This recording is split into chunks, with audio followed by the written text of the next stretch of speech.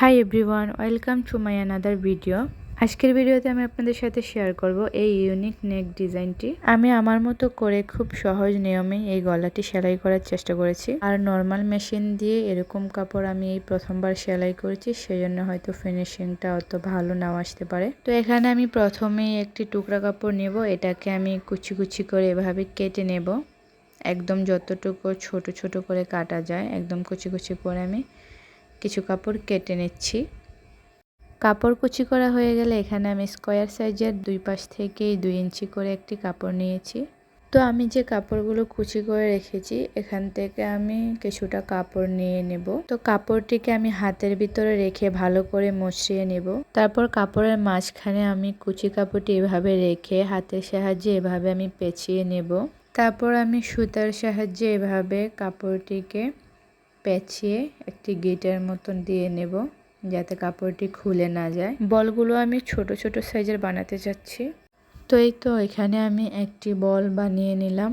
তো এভাবে আমি অনেকগুলো বল বানিয়ে নিব, সেজন্য আমি এখানে স্কোয়ার সাইজের অনেকগুলো কাপড় কেটে নিয়েছি আর কুচি কুচিও করে অনেকগুলো কাপড় আমি কেটে নিয়েছি। তো এগুলো দিয়ে আমি আমার যতগুলো বল লাগবে সেই অনুযায়ী আমি একই নিয়মে সবগুলো বল বানিয়ে নেব। তো আমি অফ ক্যামেরায় সবগুলো বল বানিয়ে নিচ্ছি, কারণ সবগুলো দেখাতে গেলে ভিডিও অনেক বড় হয়ে যাবে।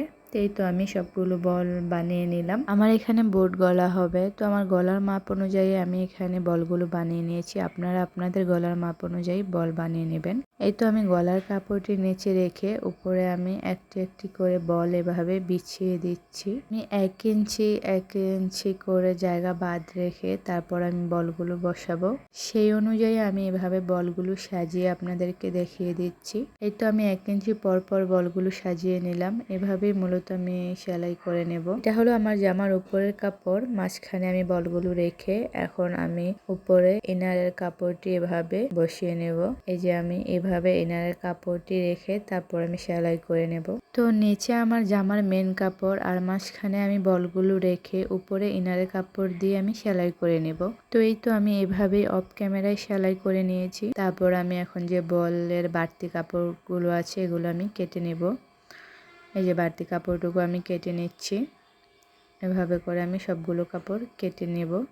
তারপর আমি কাপড়টি উল্টিয়ে আপনাদেরকে দেখিয়ে দিচ্ছি কেমন হয়েছে। এই যে আমি কাপড়টি উল্টিয়ে নিয়েছি। এই তো আমি গলার কাপড়টি উল্টিয়ে নিলাম। উল্টিয়ে তারপর আমি এই বরাবর চাপ সেলাই দিয়ে নেব। এটা আমি পরে দিয়ে নেব অফ ক্যামেরায়। আর এখানে আমার কিছু কিছু জায়গায় বলগুলো অ্যাটাচ হচ্ছিল না, সেজন্য আমি হাতের সেলাইও দিয়ে নিয়েছি ছোট ছোট করে, যাতে বলটা ভালো করে বসে। আসলে আমার নর্মাল মেশিনে এরকম অর্গানজা টাইপের কাপড় সেলাই করতে খুবই কষ্টকর, আর সেলাই ফিনিশিংও ভালো আসে না। তার উপর আমি প্রথমবার এরকম টাইপের কাপড় সেলাই করেছি। বলে নিজের ড্রেস নিজে সেলাই করার মজাই আলাদা।